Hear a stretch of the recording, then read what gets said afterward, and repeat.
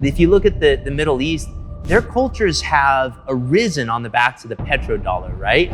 And as they see that petrodollar order starting to break and crack, they were the fundamental beneficiaries. So they're in a position where they need to leap for something else.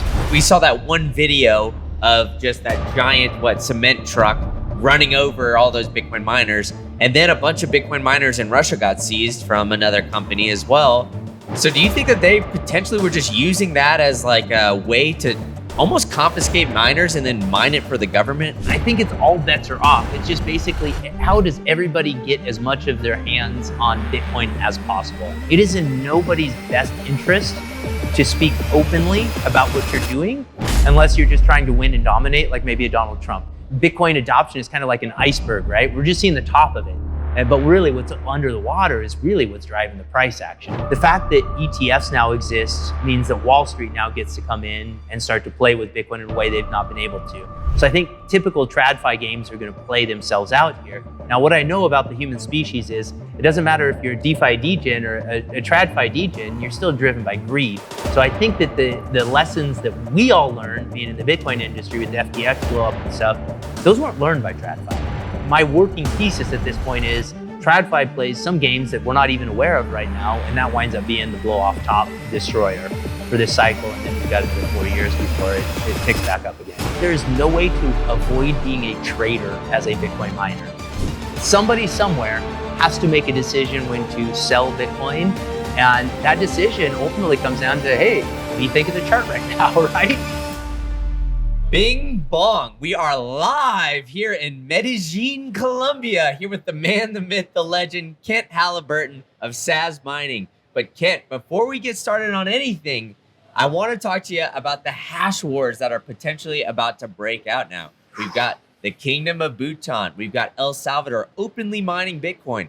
But there's rumors of Saudi Arabia, UAE, maybe Russia even mining Bitcoin. Do you think that not just the Bitcoin Strategic Reserve is going to be the first to do it, but also the war to get the most amount of hash rate, as our friend Max Kaiser has coined it? Totally, man. I foresee, Bitcoin I think of as a digital frontier, right?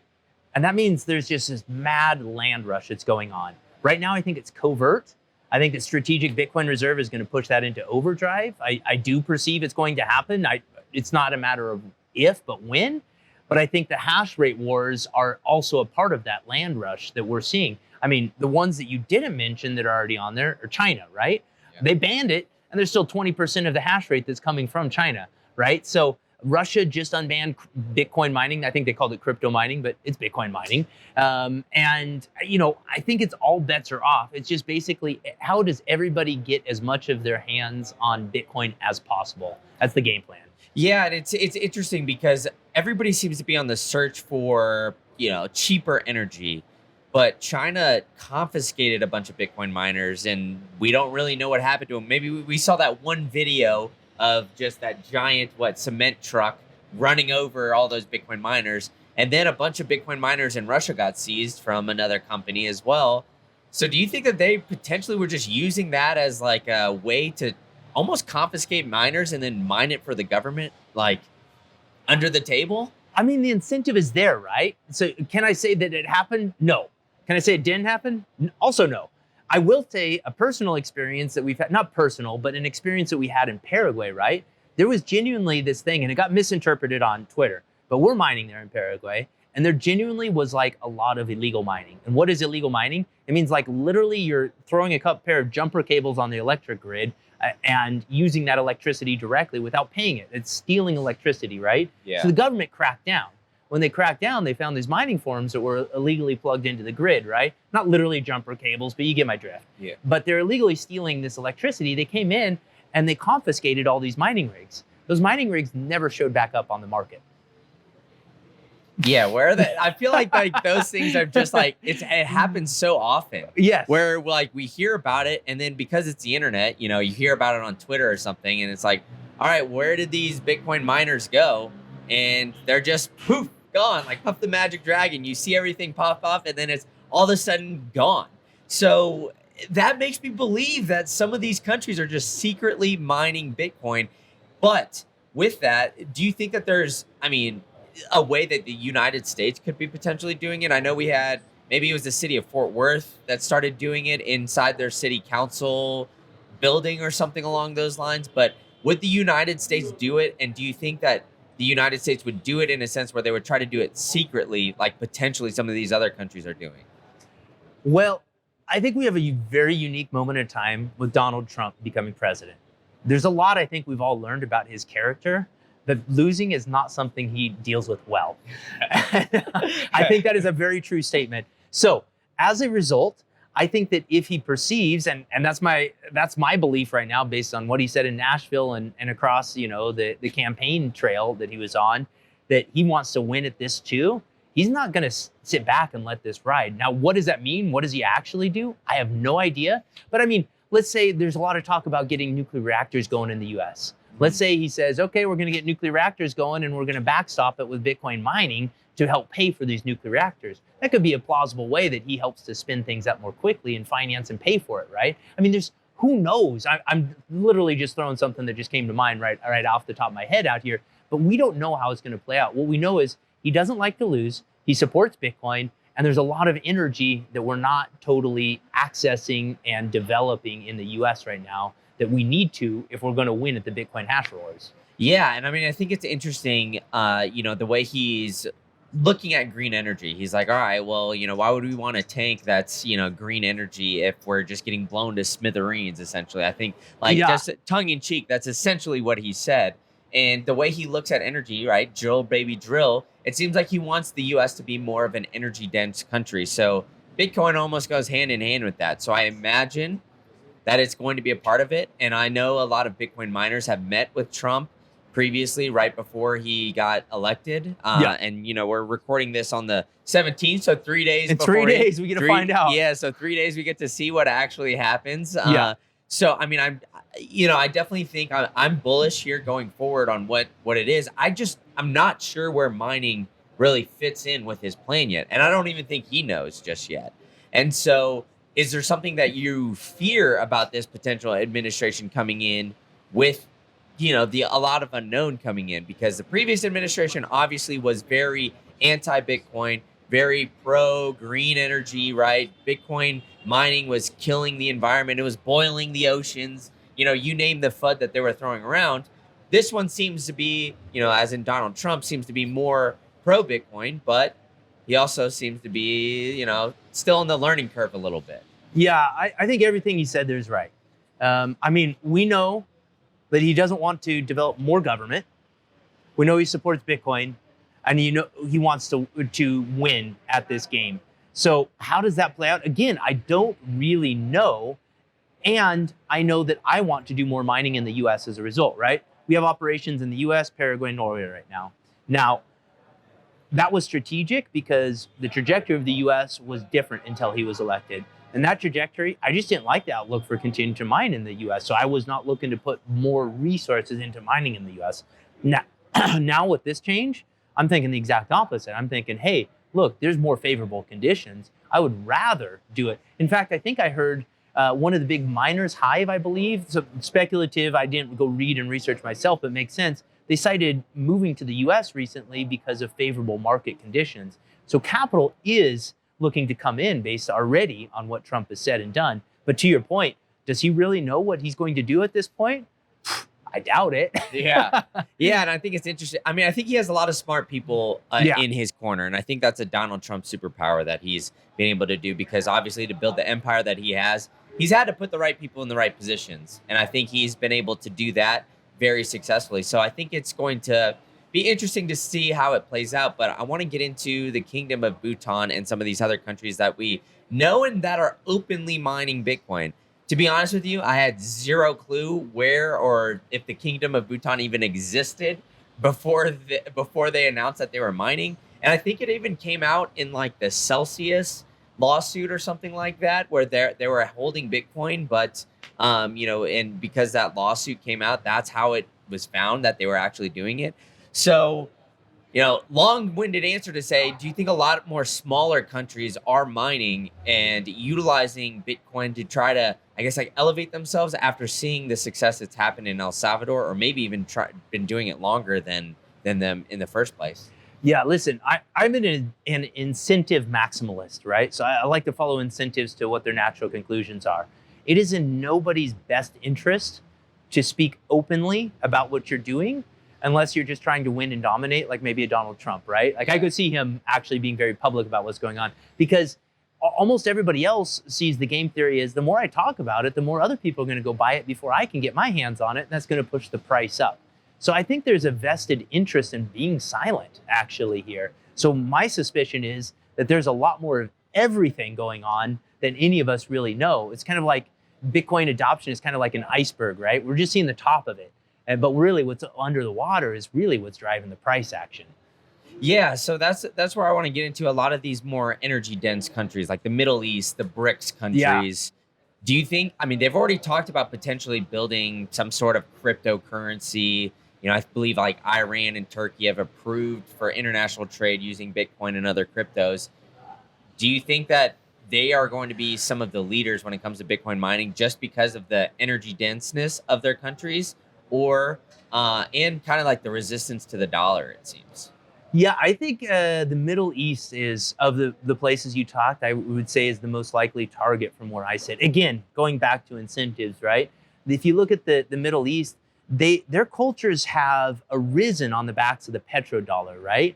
And as they see that petrodollar order starting to break and crack, like they were the fundamental beneficiaries. So they're in a position where they need to leap for something else, right? I mean, they still have the petroleum there, but like the security and the whole arrangement is changing.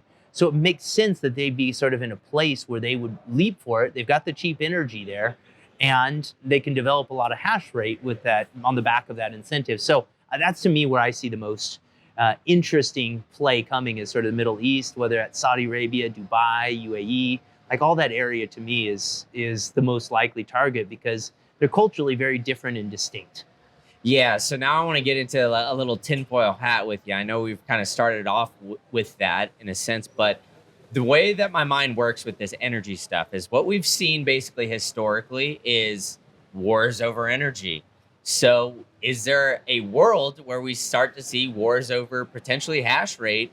Because, what we could have like the Saudi Arabia, obviously the US was in Afghanistan for so long for like oil and other things like that. So if some countries seemingly tries to, could take over as much hash rate as possible, do you see that as a potential because of the incentives that are there to potentially start a war over that? Obviously in the Bitcoin space, we all think, Bitcoin fixes everything. There's going to be no wars. It's going to be peaches and daisies. I think before we get to that world, there still might be some blood in the streets. Oh yeah, I think for the future that we all see, it's going to be really unlikely that we get there without a lot more volatility. I think we all kind of know what the end state of things is going to be, like hyper-Bitcoinization. The path to get there, though, is just really fraught with peril. And I think the easiest way is just continuing to see adoption slowly grind up into the right. The hard thing is if there's a sudden break in the system, right? And we suddenly all have to reorganize quickly around that. We'll do it, but as far as where I see the wars coming in, I think it's actually not over the hash rate directly. What I see right now is actually the silicon.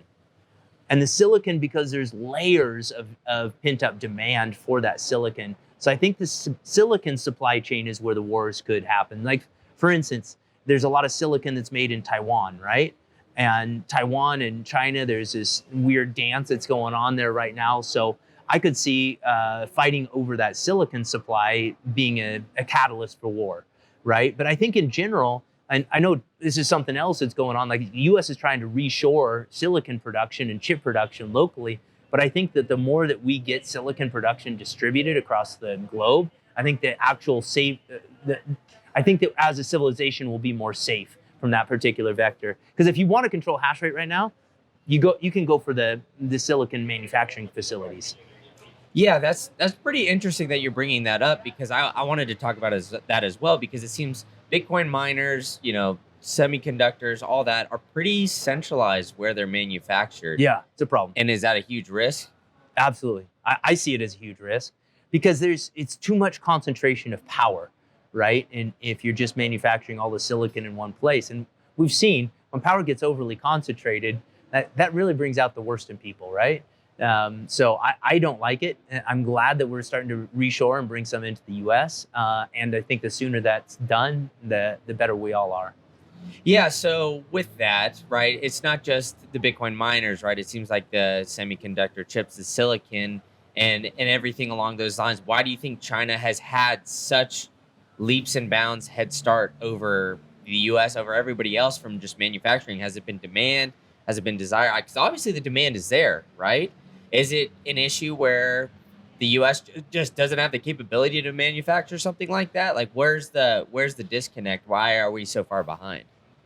Quick break from this podcast episode to bring you the safest way to buy Bitcoin on the planet. You got to go to the well, folks. That's right, the Bitcoin well. They will help you buy Bitcoin and send it directly to your personal wallet. You can sell Bitcoin directly from your personal Bitcoin wallet. And on top of that, if you want to buy large amounts of Bitcoin, they've got some of the most competitive rates in this space where they've got great white glove service. I'll even help introduce you to my friends over at the Bitcoin Well to make sure that they're taking care of you when you want to go through the over-the-counter service. And on top of that, they help support you and the freedom technology that Bitcoin offers. So I wouldn't partner with a company that I don't use myself. So I use Bitcoin Well to make all of my Bitcoin purchases. So I highly recommend them. So why don't you go to thebitcoinwell.com/greencandle and you can sign up today and join the party at the well. Maybe even get some tokens where you could throw into the wishing well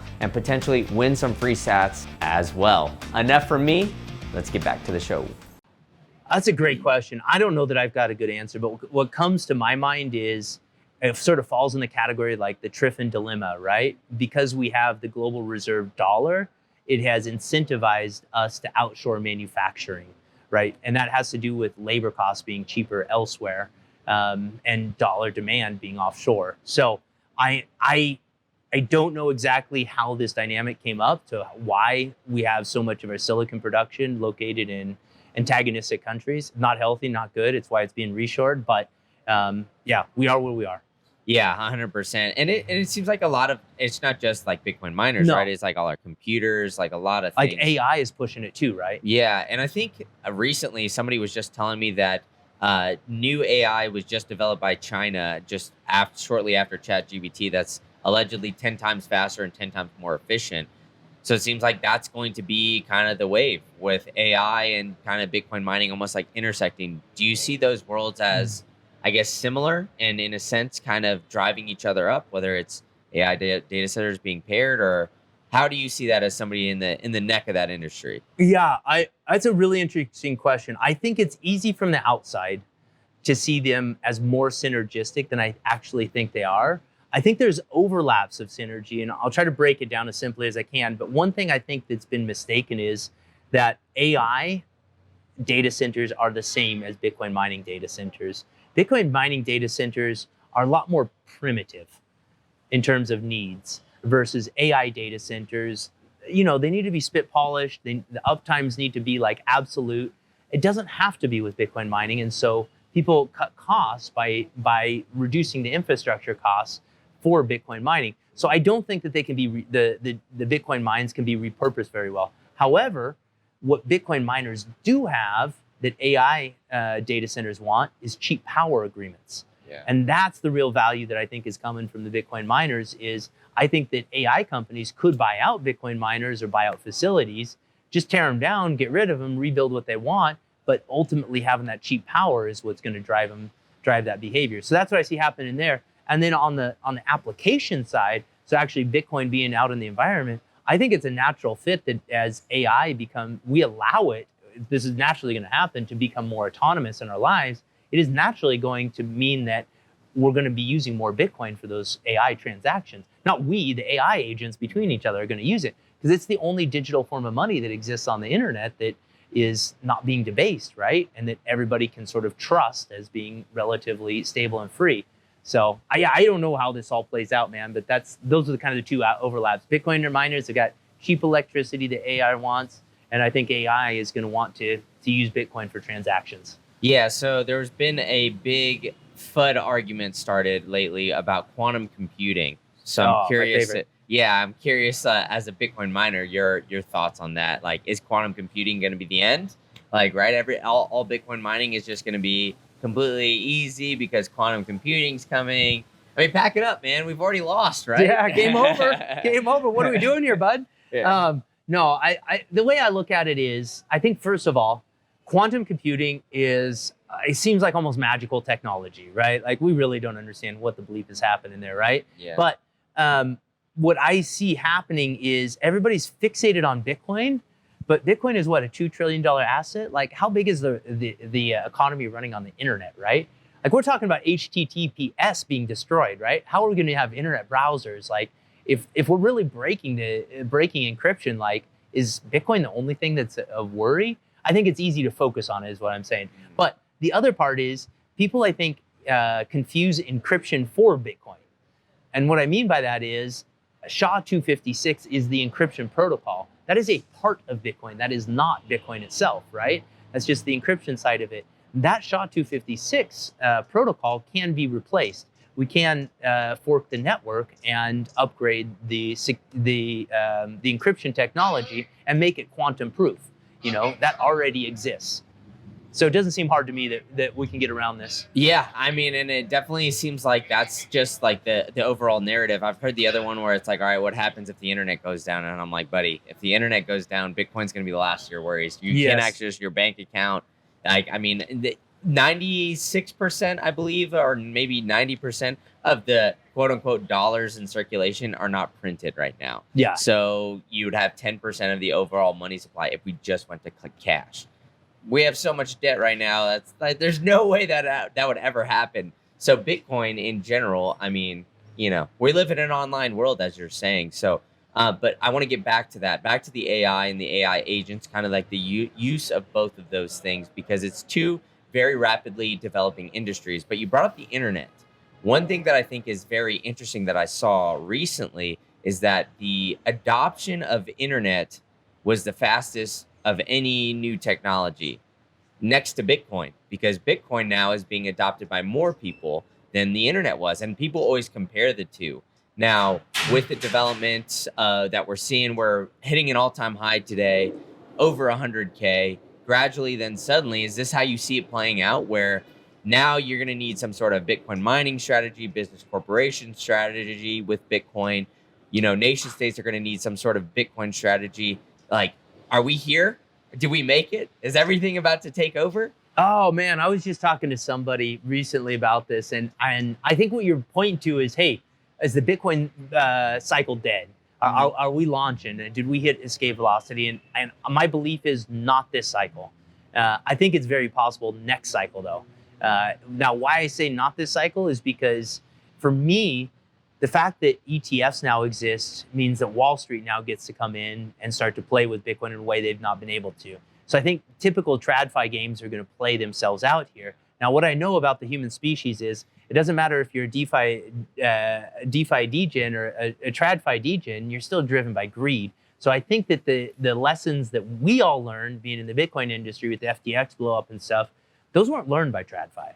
So my working thesis at this point is TradFi plays some games that we're not even aware of right now, and that winds up being the blow off top destroyer for this cycle. And then we've got another 4 years before it picks back up again. Well, a lot of what happened last cycle was leverage, right? Yeah. So I want to get into that as well, because obviously, you know, in the mining space, it's a tough business, right? You need to have the cheap energy.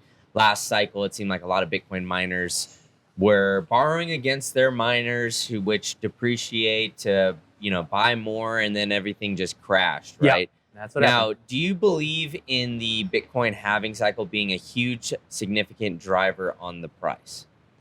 I do, until I don't. Okay, explain that. And so what I mean is I do, because every time the halving has happened, this is my third cycle, Yeah. I've heard the exact same arguments. Oh, it's priced in now. Oh, it doesn't matter. Oh, and every time it has shown to have an impact, and the Bitcoin price cycle has basically played out identically the last 3 cycles so far. I mean, could it be different this cycle? Sure. Could this be the one where we hit escape velocity and the phase shifts and now the global monetary order is reset? Would love that to happen this cycle. I just don't personally think it's all that realistic. Well, here's how I'll play devil's advocate. Is I think it is part, but it's not as big of a part as Bitcoiners give it for the price, and I'll explain. Because obviously, every 4 years we have the U.S. presidential election. This one seems to be the most significant with the price driving and everything like that. Following that, we have the interest rates environments, all those other things. But there's about 7% of coins left to be mined. So I think it's more of like the hodl behavior, and the business cycles in the US and the fiat world that we're living in is still a 4-year cycle as well. And so these all kind of just coincidentally line up at the same time to make for massive volatility, where I think in a vacuum, if it was just the halving, with more and more people kind of coming online, it would be more dependent on the energy prices. And those I don't think are as volatile as maybe I'm wrong, but those I feel aren't as volatile because of the contracts that these miners get for 2 to 4 years. And because of that, that doesn't necessarily drive the price up as significant. Now, it is a part of it, but I don't think it's the main reason. Do you feel me on that, or do you think? Yeah, no, I don't think you're wrong. I don't think you're wrong. I don't know if you took the halving out of it, if those 3 other things you mentioned didn't cause the same 4-year cycle or not. I think the thing is, you just can't know. I think that they all collude and have an impact, but I don't think that we'll ever really know. But what I think is actually more important than all of those is the fact that the market now believes in the 4-year price cycle. It almost makes it a self-fulfilling prophecy. So as long as it's kind of like the placebo effect, right? Where it's like, we're all taking this pill called the 4-year price cycle and believing it's going to play out, and it does.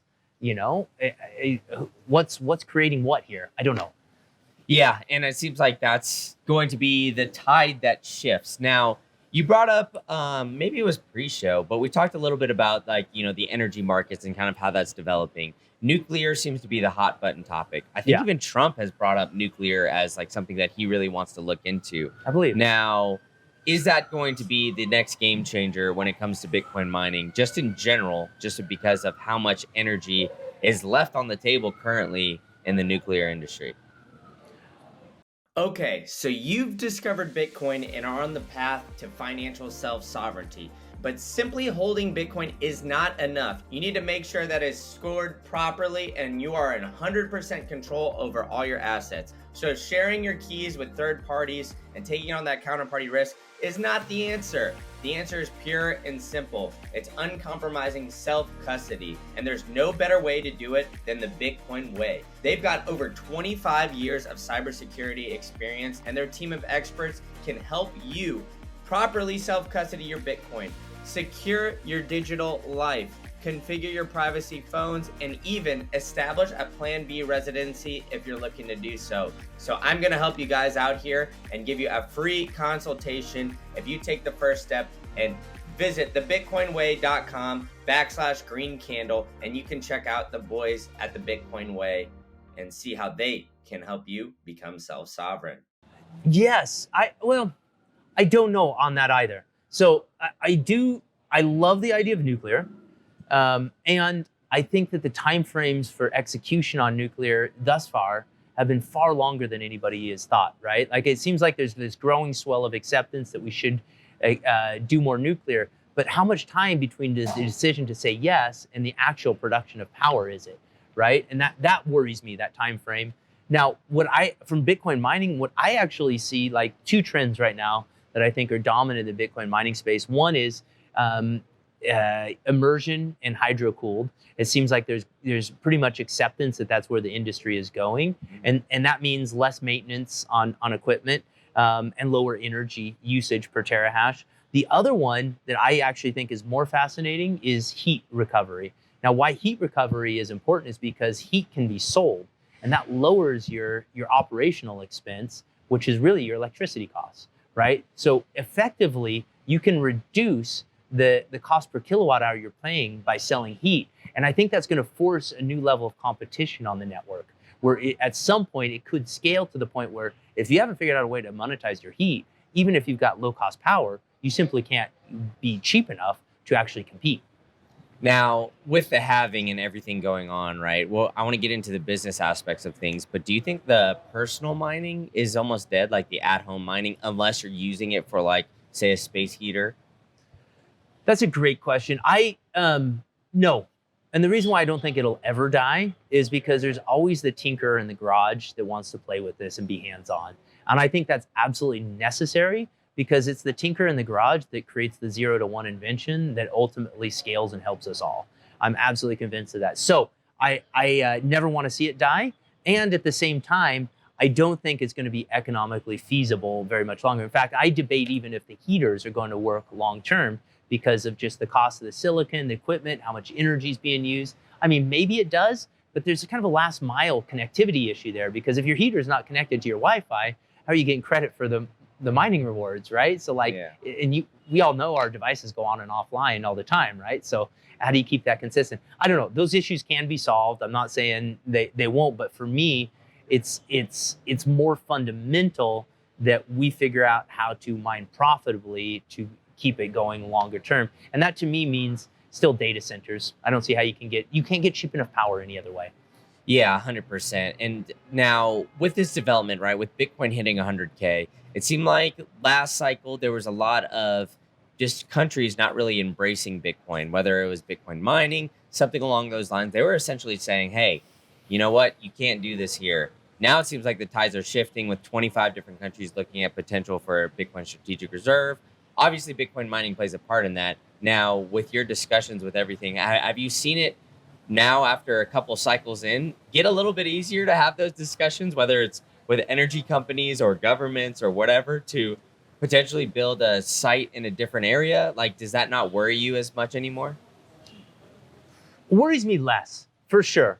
I think it's sort of turned the temperature down. It seems like we're hitting this collective crescendo. Like Bitcoin has been an emotionally fraught word, right? Like I actually think a good one, a good similar word would be like Trump, right? Like there was a tipping point, probably, what was it, 6-8 months ago, where like if you supported Trump at this point, that you were sort of ostracized and like, oh, weird. Yeah. And then there's a tipping point 6-8 months ago where it suddenly became socially acceptable, right? And I think Bitcoin is going through an analogous experience right now where I don't think it's quite hit the tipping point, but feels bloody close. Yeah, I mean, it seems like everybody's shutting down like the Elizabeth Warrens of the world, and everybody's kind of coming around. I mean, we even had the Democratic Party, like Kamala Harris, like there was rumbling she was going to go and speak at the Bitcoin conference. Now, it seems like both parties on either side are now starting to embrace Bitcoin, and other countries are realizing, like, I mean, Italy tried to raise the capital gains tax on Bitcoin.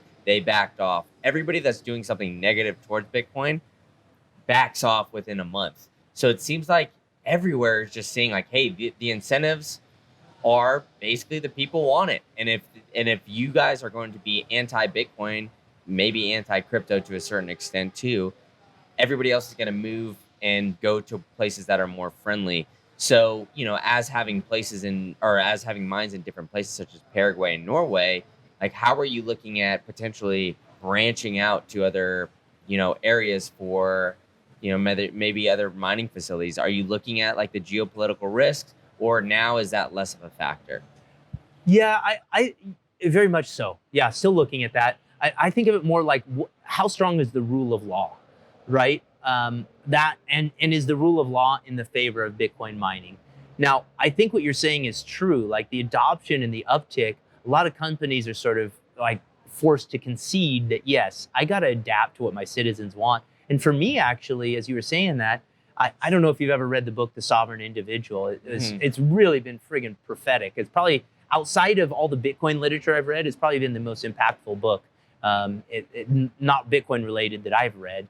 And it was all about how the sovereign individual was going to rise on the back of a form of currency that was outside government control. And I literally think that's exactly what we're witnessing right now. Is they're witnessing all these nation states saying, hey, we don't like you, Mr. Bitcoiner or crypto guy over there, and we want to take some of your money from you. And they say, okay, goodbye. And they go to another jurisdiction that is not trying to do that, and governments are forced to react. And it's the first time that governments are in a position where they can't control that outcome.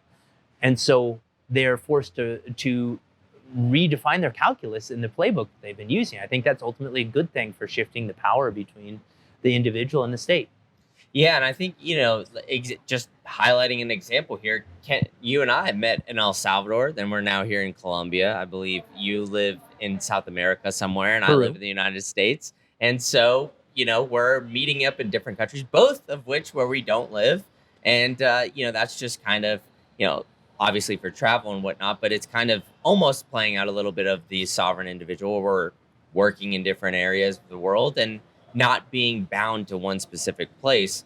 And it's interesting because 4 years ago, when a certain thing happened to the world, that was a very novel concept, right? So, I mean, it's kind of crazy, but did you think reading The Sovereign Individual that we would be getting to where we're at right now and that Bitcoin was kind of that beacon?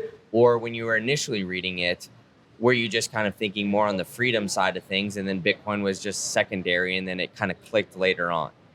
Oh, I don't know if that framing is quite fits for me. I think I was already quite orange pilled by the time I read The Sovereign Individual. But for me, the aha moment was, how did somebody in the 90s predict Bitcoin that wasn't going to exist for another 20 years? That was 13 years. I think it was written 13 years before Bitcoin came into existence. So that blew my mind, as somebody could actually foresee that this would come about. But I think, to your point, that ability for us to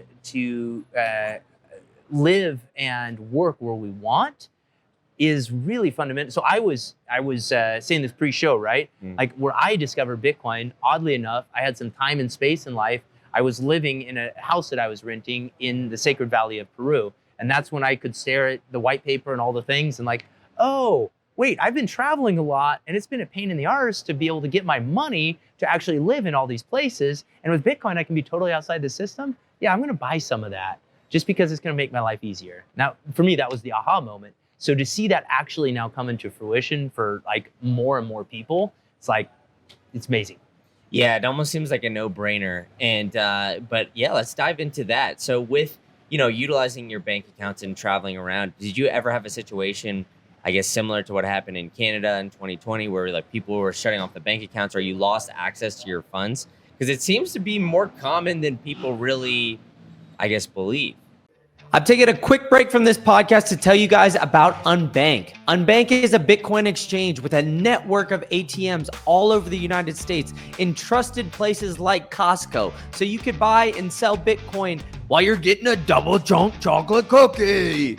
So on top of that, there's zero fees when you sell. That's right, I didn't stutter, folks. Zero fees. So you can visit over 28,000 locations, all scattered across the US. They've been a trusted partner since 2014. And to start off this year hot, I've partnered with them to bring you a chance to win $200. That's right, 2 Cold Smackers, 2 Ben Franks, 2 pieces of cheddar. All you have to do is download the app at unbank.com/greencandle, and you'll be entered in a chance to win in the raffle that'll take place on February 28th. So enter now, enter quickly, enter often, and I'll see you guys all on February 28th for the chance for you to win $200. All right, enough from me, back to the show. Yeah, I mean, personally speaking, yes, I've had many bank accounts shut down. My approach with it has always been to have multiple banks. That way I can always figure out a route. But what's been really interesting is that as I've lived through the space, so my first Bitcoin is late 2015, right? And like there's this constant like whack-a-mole sort of thing that's going on. You think you have things open up and working, then one day it's like, okay, it doesn't work anymore, it's broken. It's like always kind of figuring out like what works, when, how. And so yeah, I mean, it's a navigation for sure, but my perception is that we're almost past that stage. We're almost past the point of us having to do that, where like the banking industry is fighting us and instead starting to accept us. I mean, I don't know if you read the papers that came out on Operation Choke Point 2.0, but when those papers were written, I think it was the FDIC that wrote to the banks and said, hey, you got to cool it off. The banks were about ready to launch like all these like Bitcoin and various crypto products to the marketplace. The banks, that was the shocking part to me, is before the FDIC sent out this paperwork to say, hey, basically cool it, like all the banks were embracing it, right? So if we pull that off and allow the banks to embrace it, I actually don't think that the banks themselves are the bad guys. I think it's all the Bank Secrecy Act and all of like the regulatory burden that's been put on banks that sort of has deputized them that is the problem. Yeah, that's interesting. I think a big part of that could be because I think it was the Clinton administration that changed the laws with banks, which allowed them to be investment advisors for people. Oh, So once that changed, basically, like a JP Morgan Chase, for example, now has people that want Bitcoin products. They're going to listen to their clients, right? So I think that's what has kind of changed. And maybe that's why, because, the investment advisors have just realized they've been getting their tail whipped by, Aunt Sally, who just left her seed phrase in the safe and totally forgot she had like 10 Bitcoin just sitting there. And then all of a sudden it just takes off because her grandson bought her some, years ago or whatever it is. And so that's where I think like, the difference is where the banks are starting to embrace it simply because they're realizing effectively the return that you can get on that. Now, how are you looking at like not only just Bitcoin just as like a hodl aspect but in the mining industry, they're looking at, there's reports of how, mining companies holding Bitcoin, how if they're holding Bitcoin on their balance sheet, it's looked as a premium. As a founder of a mining company, how are you looking at holding Bitcoin on the balance sheet? And maybe I'll toss in my two sats afterwards to see what you got. Well, I think I first have to describe the business model that we run, because we're a mining as a service business, right? Yeah. And the way we've structured it is, okay, you come to our website, you buy a mining rig from a curated list that we've got. We get it procured, shipped, deployed, on the rack. You set up a service plan, and the Bitcoin goes to your wallet. So we don't make any money selling the rig or the electricity. Where we make money is when the payout comes from the mining pool, we instruct it to be split, and we receive just 15%. What that means is now my interest is exactly aligned with yours, and my revenue, how I actually make money is coming from Bitcoin. So I have Bitcoin revenue, right? And so for me as a business, I am now incentivized to focus on Bitcoin itself. So my entire revenue stream, not just Treasury, is in Bitcoin. So I actually am forced to sell to dollars to operate the business, which is a unique position, because that now means that like I have friction just to sell. I always have to make the decision, can I figure out some other way to pay that bill, or do I have to sell my Treasury, right? And that's the mindset that I think is healthy as a Bitcoiner, because I want to stack as much Bitcoin as possible to be able to build and outgrow like a fiat-oriented business. Yeah, that is very interesting. So with that, how do you make those decisions? Do you just sell at the time? Are you looking at the markets trying to get a local top, or are you just riding the waves? So this is I think this is actually probably like the dirty little secret of mining in general, is that there's no way to avoid being a trader as a Bitcoin miner. Somebody somewhere has to make a decision when to sell Bitcoin. And that decision ultimately comes down to, hey, what do you think of the chart right now, right? I mean, you can create some treasury management policies when Bitcoin is above, let's say the 200-day moving average by such amount. We're going to trim some here. And, yes, you can kind of come up with a strategy like that. But we're a fairly early stage startup. So it's like, okay, price seems down today. Like, let's wait a couple days. That bill's not due for a few more days, Sometimes you win, sometimes you lose, right? But like, that's the weird thing to me, is like every single mining company at some level, because their treasury is Bitcoin, is ultimately playing a game of like having kind of an internal fund, if you will. Yeah, 100%. Now, the other aspect of mining that I don't think a lot of people really know about is the aspect that the pools are centralized and the pools aren't necessarily open sourced. Obviously, that isn't really attuned to the Bitcoin ethos. So I want to hear your opinion about that. Yeah, no, I think this is one of the bigger concerns, genuinely, within the entire Bitcoin ecosystem. And I am glad that we can eventually participate in that solution. I wish I had a better solution for our company right now. But what I have seen, latest data, so Bob Burnett is an advisor to our company and a good friend too. And I saw him just put out recently that about 41% of the network hash rate now consolidates all to Ant Pool. And it doesn't consolidate directly. There are proxy pools. And these proxy pools, they don't look like Ant Pool, but there's a contract on the background that ultimately means that they get there. And Ampool is ultimately propped up and run by Bitmain, the biggest manufacturer, right? So there's this crazy consolidation of both hash rate and manufacturing equipment that I perceive as unhealthy for the industry, right? I think it needs to be diversified a bit more. So that's where the mining pool like Ocean comes in. We are working to integrate for our clients, so clients have the choice between Luxor, who we currently use, and they're not part of Ampool, but they are still a centralized FPPS pool, which just means to say that the element of luck has been abstracted from your mining rewards. You just get consistent mining rewards based on what has happened to the last 24 hours, right? Now, the thing with Ocean, though, is you only get the rewards that the pool generates, and the rewards come directly from the protocol, versus when you mine from all these FPPS pools, it's one hop. So what does one hop mean? One hop means that the protocol pays the mining pool, and then the mining pool distributes based on shares for the work that you've done. Sorry to get overcomplicated, but at the end of the day, it's a problem. Yeah, and it definitely seems to be like an issue that nobody really talks about. It's kind of just swept under, maybe because not a lot of people like outside of the mining space truly understand that. But what are some of, obviously there's the 51% attack that people say that's probably the biggest attack vector with Bitcoin. Yeah. Now, do you agree with that, one? And then two, like with these pools, what are some of the potential negatives or potential catastrophic outcomes that could come with some of the centralization of these pools?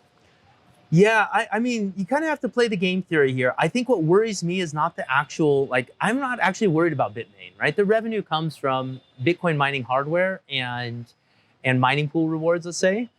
Maybe some other little things that I don't really understand. But at the end of the day, their revenue source is vested in the Bitcoin ecosystem. They'd be killing the golden goose if they were to try to jack the network, right? Hijack the network.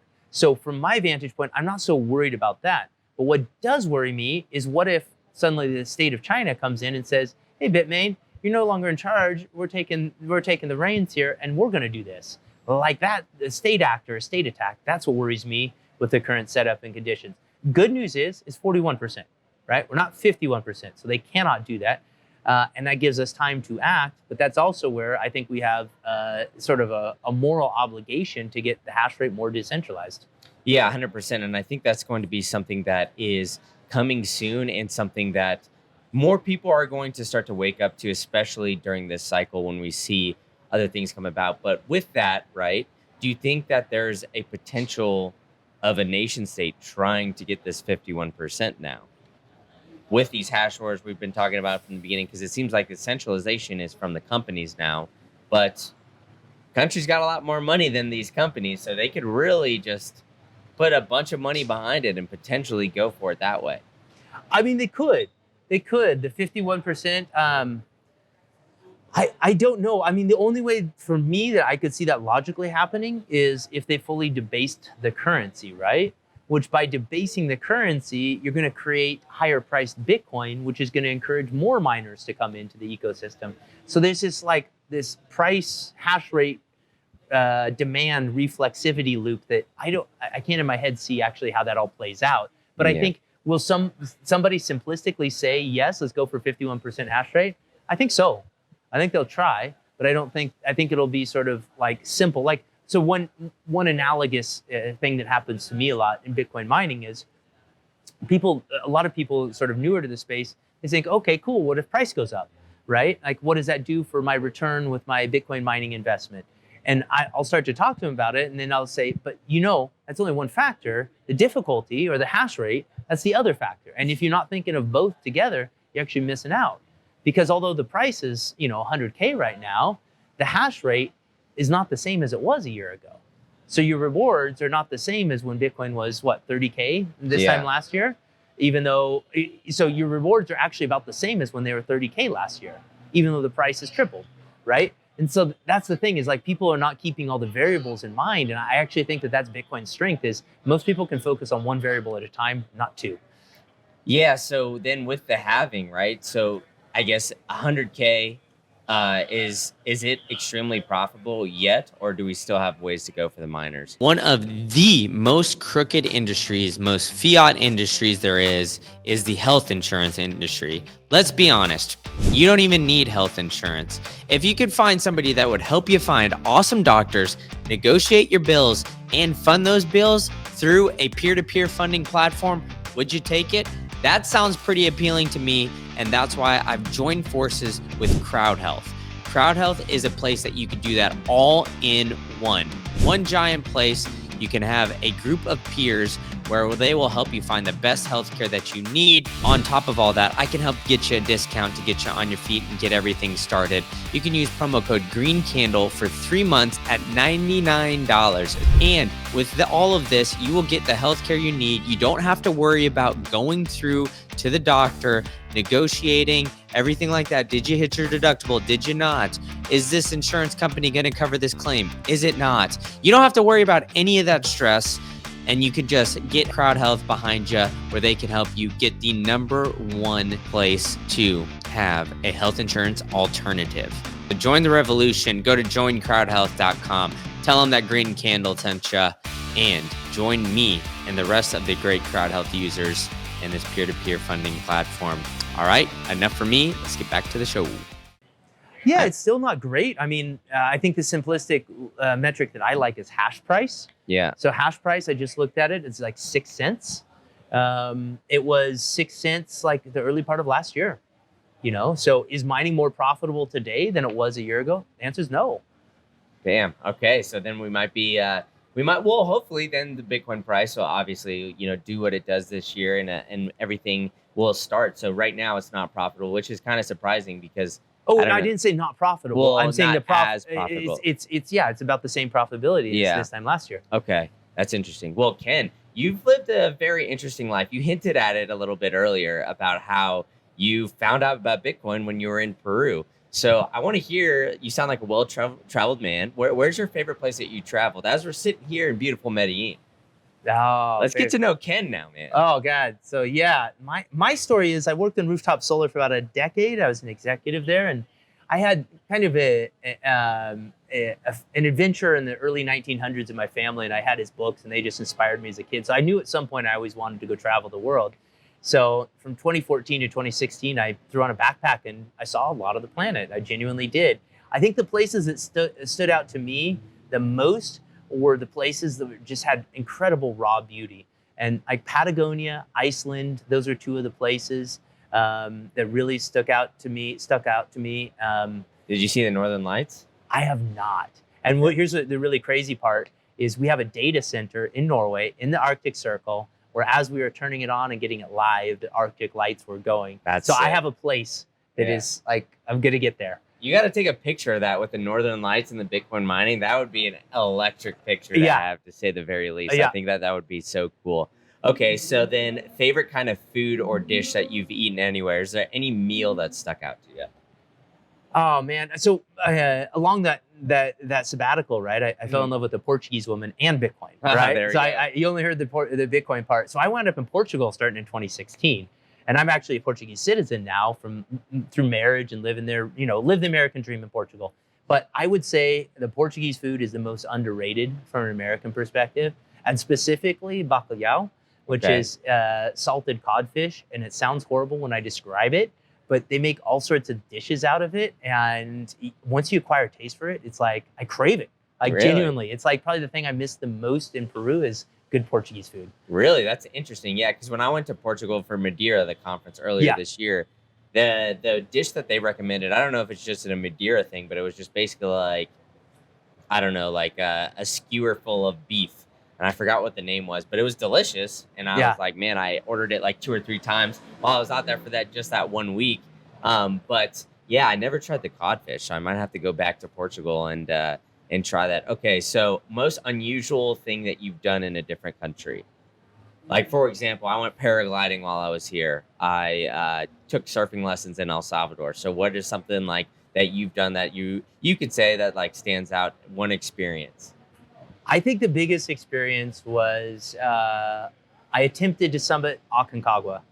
Aconcagua is the biggest mountain in the Americas. Oh shit. Yeah, it's 7,000 meters. It was a true expedition. I had to get myself in shape and go for it. And so I started off my adventure in South America in Patagonia and did trekking for a couple weeks to sort of get my body in shape with the heavy backpack.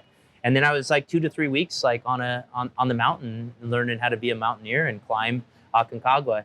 And we had a bad weather window at the top. No. And so, this is high elevation where you don't sleep very well. Like genuinely, like 6,000 plus meters. And like we were up at those elevation, we were stuck in a tent for a day or two with a partner, and stinky socks and all the rest of it. I mean, horrible. And the weather didn't work out. We couldn't even go for it. Man, so was that a situation where if you would have gone for it, there could have been the potential to us not being even sitting here at that point? 100%. While we were Holy there shit. at base camp, there was a guy that fell and died, Wow. and there was another guy that they had to pack down off the mountain and lost some fingers from frostbite. Goodness. Yeah, so it was legit safety, like and peak fever. What do they call it? Mountain fever. Yeah, mountain fever. Something Like that. that. When you just got to get jonesing for the peak because you're so close. Yeah. That's a real thing. Like I was struggling to contain myself because the mountain climbing guy that was with us was like, nah, this is just too dangerous. You can't go for it. I was like, what if we do this? We do this. Yeah, like trying to plot your way to make it. And the guy's exactly. like, hey, brother, don't even try this. Yeah, you don't want to. you go out by yourself. We're not going to support you. Yeah. And by the way, we're not going to give you any medical care if something happens. It's like, all right, that's bad. Yeah, exactly. Okay, so then outside of that situation on the mountain, what is like so are you a beach or a mountain guy? Sounds like you're a mountain guy. Well, I mean, I went to California to surf and get a computer engineering degree. So Okay. Surfer first and mountain later. Okay, interesting. So how good of a surfer are you? I'll hold my own. Are you a Kelly Slater type No. or what, man? No. No references? No, I used to like sort of pushing my limits with bigger waves. So I lived in Ocean Beach, San Francisco, and that's a massive beach break that a lot of the guys from Mavericks would use as a training ground. I got my ass handed to me one day out there. I went out with the wrong equipment and I got out and I was just like, if my leash breaks right now, I don't know if I can swim back in and survive. And that let me know that I was like driven on a career, and I was like, there's a fork in the road right now. Either I'm going full-time like surfer, I'm going career mode, and I focused on the career. There we so go. I let it go. But yeah, I was sort of motivated to go for some bigger waves at one point, and I let it go. Okay, so do you have any big trips planned for 2025? I think the biggest trip, here's the thing. What happened to me is like I was absolutely a man with ants in my pants, Yeah. and I got them out through that 2-year sabbatical that I went on, and I got sick of living out of a backpack as happened, and so now I'm quite happy and satisfied to be a family man. I mean, fun to come meet up with you and Medellin and have a great adventure with a bunch of Bitcoiners and stuff, but I'm excited to get back home and hang out with my family. So as far as adventures, the biggest one I have is because my wife is Portuguese. And I lived there for 6 years. Her family is like my family, and we're planning to go there for 6-8 weeks this Wow. fall. And the Sazmining organization, the rad part about it is we have staff that are in South America, North America, and Europe. So it'll make it easier for me to work with my European counterparts when we're there. That's awesome.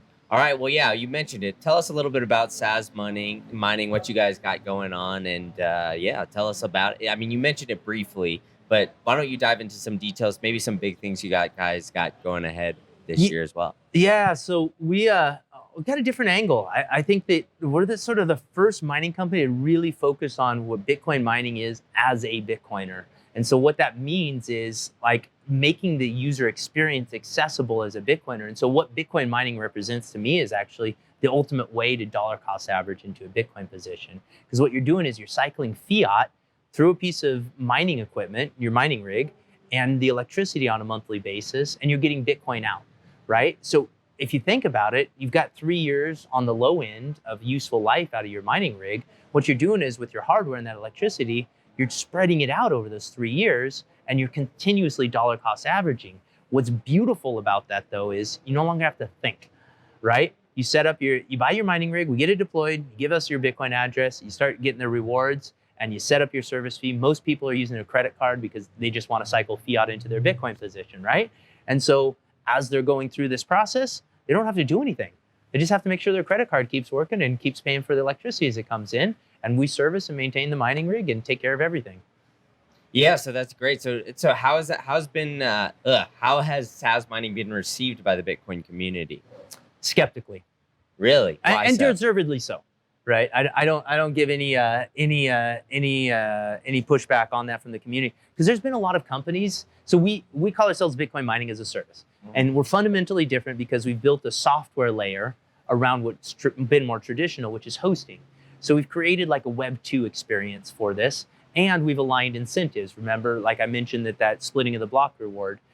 So we now care about the exact same thing our customers do. If I'm not making your mining rig work, you're not getting rewards, neither am I, right? So we're directly impacted exactly the same. So for this reason, that alignment of incentives in the software, we're doing mining as a service versus hosting, which has been a traditional, hey, I'm going to email you a contract, sign it, here are the terms. I promise I'm going to keep your mining rig going. And what's going on? Oh, I don't really know. Let me go out to the farm and see what's going on. It's been this like sort of really clunky process. And the problem with that has been that I have possession of something that you own, right? Mhm. And that's a high trust relationship. Yeah. And it's also a high ticket purchase.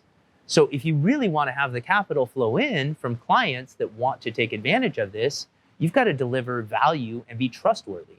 And so that's where we put our emphasis, is like white glove service, deliver value to our clients.